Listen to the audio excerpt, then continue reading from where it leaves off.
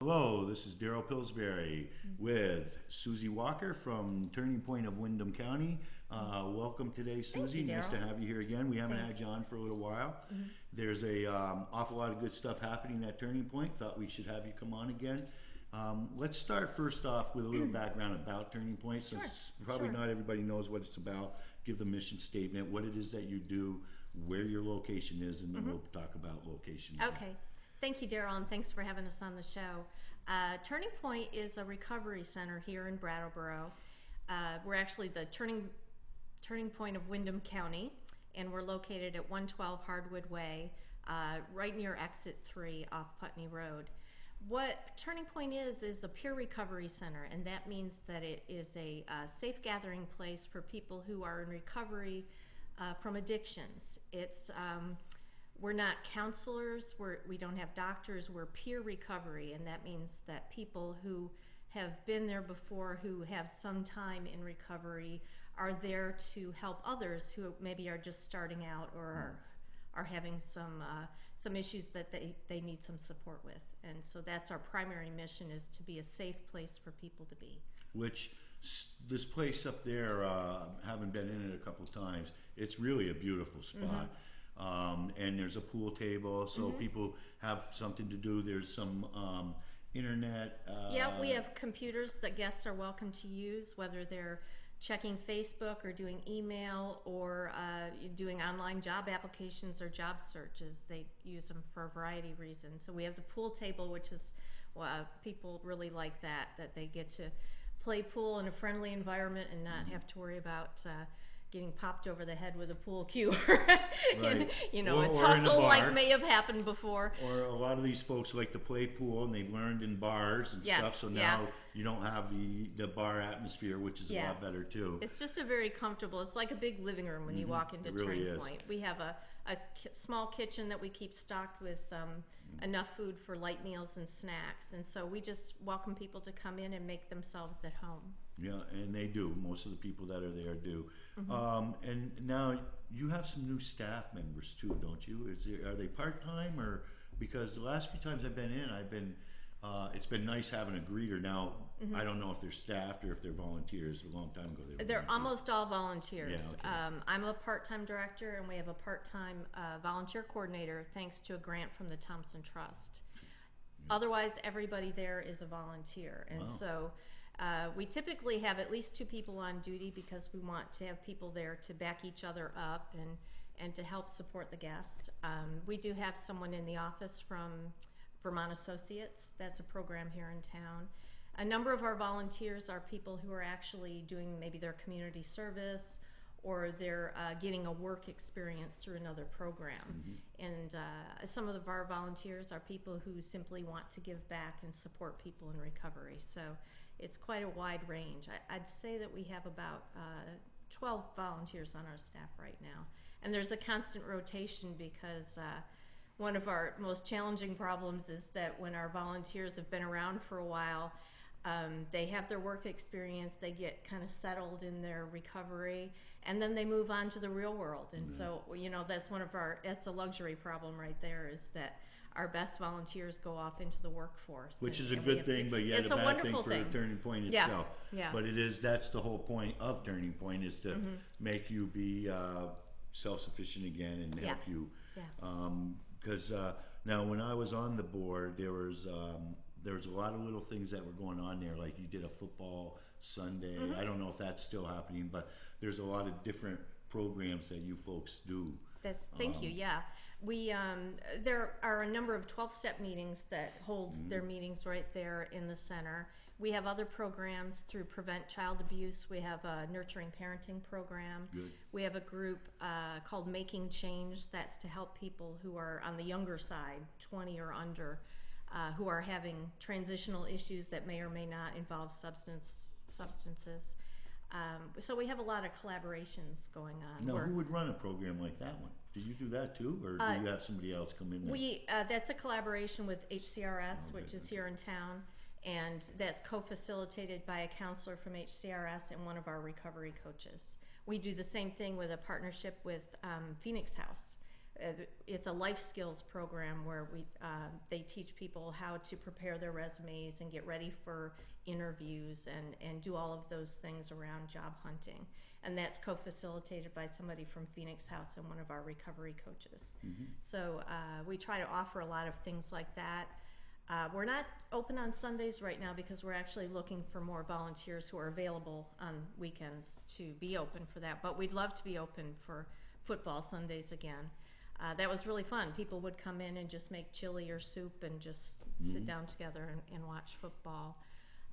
That was when we were in town, though, too, wasn't it? It was. Which we are going to talk about that a little bit as soon as we talk about the program a little more, because that's one of the. I remember when it got moved out that way, and it's on the bus route and stuff. And it is a beautiful facility. It looks beautiful when you walk in.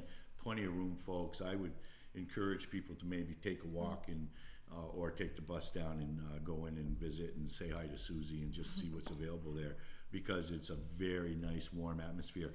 Also, you got a nice green space there too. Oh, we've got a little backyard area, and we did have I don't know, maybe 3 barbecues this year. That's cool. And just get to use the space. And I know the parenting groups that meet there in the evening like it because the kids can go outside and play while the adults are doing their groups. It's a nice little area with a picnic table and all. So that's great. We definitely like a lot of things about where we're at right now, except that it's just a little too far out of downtown for some folks. Which is too bad, because it's a gorgeous spot. But I also understand why we need it closer to town. A lot of people don't have the means to get out, don't have the money to even really afford to take the bus, so they get trapped. Now, one of the things that Turning Point's always in the need for, and that's good board members. I am going to assume you still need some board members. Are you Always. Out there? Okay. How would somebody go about getting, if you're interested in getting on the board, folks, give Susie a call at Turning Point, what's the number? 257-5600. That's 257-5600. So if it's something you think you might be interested in, give Susie a call. Let them know what a board, what's their responsibility. Our board meets once a month. Right now we meet Mondays from 5:45 to 7:15 at the Brattleboro Hospital. And we are actually growing a little bit right now. We've got a board of 8 people at the moment. Beautiful. And so we want to continue to grow and have a board with enough people to be able to serve on committees. Because we have a lot of work to do with programming and fundraising, always fundraising, and and just housekeeping. We're right now getting our policies and procedures formalized and updated. So there's always that kind of work to do, in addition to just supporting the volunteer team and just doing the work that we do to help people in recovery here in Brattleboro. So we're always looking for board members, and it's it's an interesting opportunity to find ways to support people in recovery. People are always welcome to come to our board meetings. They're open to the public. We have some people who choose first to get involved on a committee to see if they which like isn't the a bad fit. way to go. Yeah, and then to just see about different ways to help the center. Yeah, and if you don't want to become a board member, you think that might take a little bit too much of your time, but you still want to be involved, give Susie a call. They're always looking for volunteers, even if you can volunteer for once a month or something, just to be a greeter or whatever you can do. I'm sure if you give Susie a call, she'll be able to get you started and helping out. Well, that's good stuff. I mean, we've really needed one bad. The last place, it was located on Elm Street, which we all kind of liked. The only problem we had was across the street. Yes. Was that house that, geez, crow. I mean, if you're in recovery and you looked across the street, you knew what was going on over there. It was challenging, that's for sure. And for whatever reason, probably money. A lot of the centers are located in the war zone. Yeah. And our volunteers would have to go through, they would get offers on the way to the center. I know. And, hopefully if you're having a good day and you're feeling good in your recovery and solid, it's not a big deal. You can laugh it off. But other times, it makes it very risky I for think it would people make it very risky. As somebody who's been in, had his own issues years ago on recovering from one thing or another, I'll tell you, the temptation. That's the first thing they tell you. Is Yeah. you got to change your lifestyle right off the bat. So going by that area is got to be hard for a lot of people. Yeah. At least now where it is, you don't have that temptation. But the problem is getting the folks to that location. Exactly. So, but and let's phase into that now. Okay. Because of the location, we are in the process of forming a new group, Yes. which you're doing now. Let's talk about that a little bit first and why we're forming this new group. Okay. We are forming a task force, and this group of people will report to the board, but will be a separate group of people so that the board and I can continue to do the programming and the work that we are already doing. We found out last year when we moved that it takes a lot of effort. So we want this task force to look at our long-term strategic planning. And part of that would be to find a way for us to get back downtown. We have found that since we moved, we love the location, we love the facility. I know if we could only move it into town. I know, if we could pick it up and drop it downtown somewhere. People like our new location, some people, because it is more confidential, it is a little more off the beaten path and a little more private, and a lot of people like that. On the other hand... and parking. And yeah, we have wonderful parking up there. So there are a lot of pluses, but there are a lot of people who simply can't get up there. You mentioned we're on the bus route, but literally for some of our people, having enough money to get the bus up there 2 or 3 times a week is just too much. And so we have a lot of folks who walk or get rides from other people, but it's a challenge, and we've definitely noticed that even though our programming has grown, is stronger, we have more to offer. We have more collaborations with community partners. There's more going on. There aren't as many people getting up there to take advantage of it. And so we're looking for ways to improve that situation. Which is one of the ways you count on your funding, is by visits, isn't it? I mean... Yeah, we keep track of how many, that's how we know. I mean, we can see that it's been quieter, but we keep track of statistics for our state money. And I know that we've lost about 4,000 visits from last year. Wow. That's not people. We count how many visits we get, because everything is pretty anonymous. We don't keep track of individuals. We keep track of just how many people visited today. So and if you walk through the door a couple of times, it counts. Now, if you walked in the door, went out, had a cigarette, walked back in, no. we don't count that, okay? No, we don't create work for ourselves if we don't have to. But so we do know that our guests, the numbers of people visiting has gone down. So what we've been talking about is finding a way where we could move back downtown. And we had to relocate because of finances. It was so expensive for us to be where we were that if we wanted to serve anybody in the community, we had to pick up and move. And as I said, it's been good in a lot of ways, but our numbers have gone down. So we're saving about $550 a month just because we relocated. And we needed to do that, and it gave us a chance to really get a good foundation, as I said, especially with our programming, and to grow the board and do our housekeeping and all of that. So now that we're feeling really strong, we're thinking, okay, let's pick up and move again, but let's just do it in a way where we know this is going to be our home long term. And let's bring together some people in the community, people who have legal background or facilities background, so let's real do a little estate. appeal right now. Yeah. Let's do a little, if you're one of those people and you happen to be catching our show, again, call Susie. What's that number, 257-5600? That's right. Yeah, 257. There he is, man, rolling. He's the man. Oh, look at that. 257-5600. Give her a call.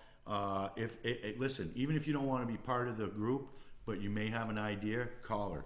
Okay, I am going to be part of that group, and I want to get all the help we can get, because we want to make sure that this next move is it. Yeah. And we don't want to have to move again, that's for sure, because it takes a lot out of the organization. It takes a lot out of the board members. I know a couple of the board members that are still there, and they've been on, they're originals. Yes. And I think there's only 2. Yes. But man, oh man, I tell you what, a lot of dedication that's been, because how old is Turning Point now? 6 years. Is that all? Yeah. Wow. Wow, how long you been doing it? About a little over 3. Really? Yeah, 3.5. Wow, I didn't. I thought I'd been off there a long time. Wow. Okay. Well, Yeah. so it's come a long way. It's looking good. It definitely serves a segment of our population that needs it. I know that when I was there, I'd go in, and at that time we didn't have the pool table. We had a ping pong table, Right. and it was fun playing ping pong. A lot of these guys were very good, though, a lot better than I was. But there's an awful lot to do. There's movies. You know, you can pop in. They're old. They're VCRs, but you know, you can pop in a movie, watch a movie down there. But anyway, to get back to the strategic planning committee, if you know a location close to town, it could be a house. We'd rather not be right on Main Street. We'd like to get off a little bit because Main Street's just too expensive for us.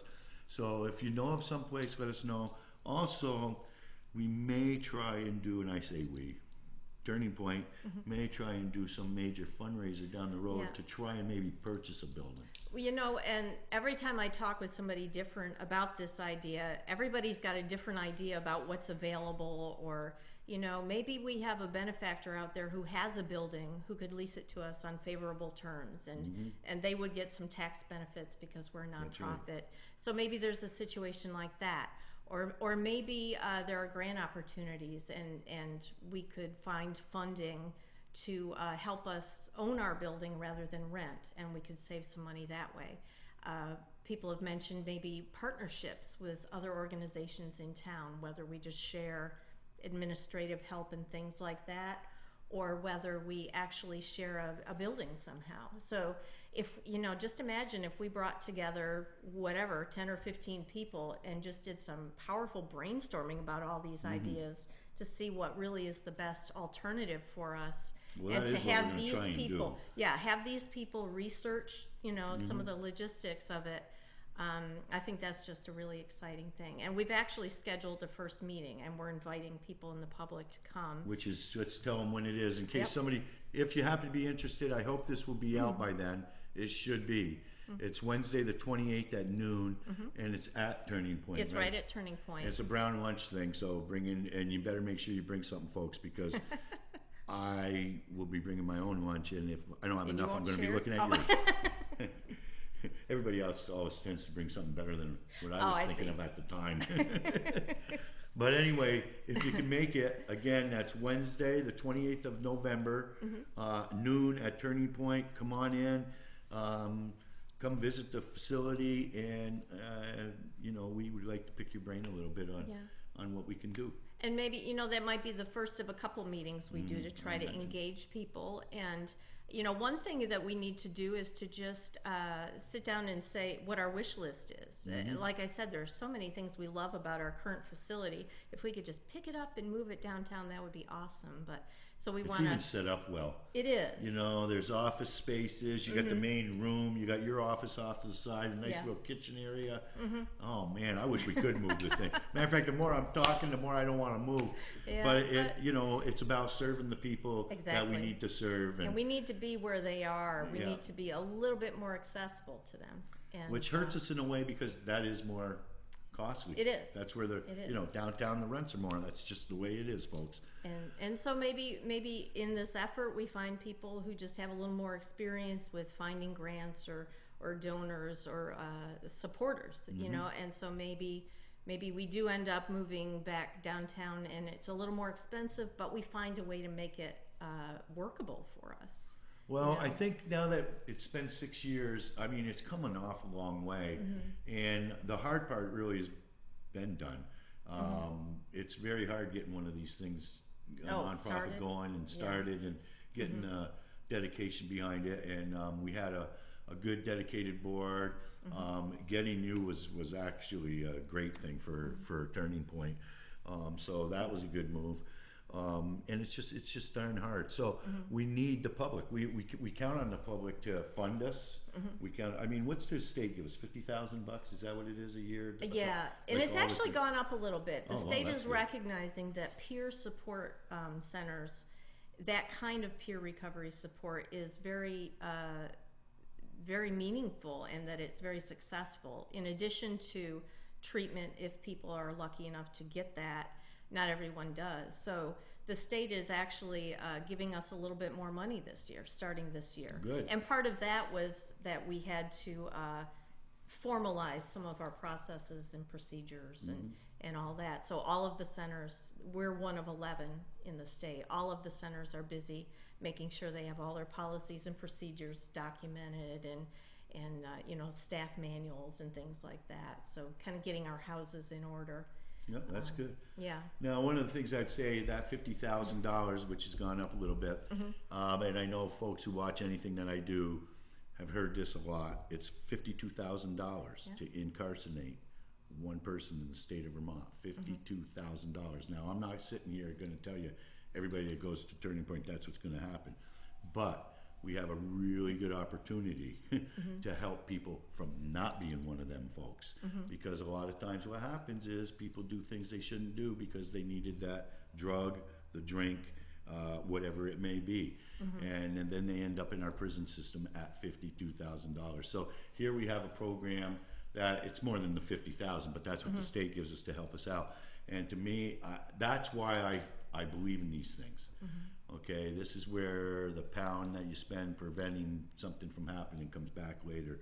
And not only that, we're giving people back a quality of life. That, I mean, is something that they really want. We can help people stop going through those revolving doors, whatever they might be. They might be with the correction system. They might be people that are just going through detox and treatment over and over again. Which or I see at the emergency hospital. Rooms. There's just a lot of this goes on. And something else we have that's fairly new, and it's a very powerful part of our program, is called recovery coaching. Recovery coaching helps people who are newly sober, or maybe they're going through some transitions in their life. What happens a lot of times is people put down the drink or the drug, and then they realize that, okay, I'm unemployed, I don't have a car to get to a job if I had one, my marriage is gone, I can't see the kids, the dog won't even look at me. They just they become overwhelmed by all of this reality, this turmoil in their lives. And a lot of people give up and they say, well, I didn't stop to feel like this. Right. So recovery coaching is something that can help people look at all the things going on in their lives and say, okay, well, let's focus on housing. And there are so many programs in Brattleboro to help with housing and food and training, if you need training to get a better job, because maybe bartending is not what you should be doing anymore, and things like that. So a coach is somebody who meets with someone weekly and just works with them on that level. They might have a 12-step program or a counselor to help them with kind of the nitty-gritty of what's going on with their substance abuse issues or their mental health issues, whatever. But a coach is somebody who could just kind of look at quality of life and practicality and say, well, okay, you don't really have housing because you're kind of couch surfing or you're living in your car. And if we can fix some of these things, then you're more likely to stay clean and sober and feel like you want to, because things improve in your life. So that's part of what we use some of the extra state money for, is to fund our coaching program. Now, do you have to show results at all? Always, yes. You do have to show results? Yeah. So how do you do that? How do you know? I mean, we show when somebody's coming into the program, but how do we show that they're getting better? Two ways, and one way is just a survey that we ask guests to fill out, and it says things like, does coming to the Turning Point Center, did it help you find your recovery? Does it enhance your recovery? Questions like that. It measures, since you've been in recovery and involved with the Turning Point Center, have you had any continuing corrections problems? Anything new? So you can look and you could say, well, before there were corrections problems and now there aren't anything new. And the same with repeated visits to emergency rooms and things like that. And have you had a relapse? So we can look at these 30 some odd questions and say, oh, okay, well, we can show the before and after here.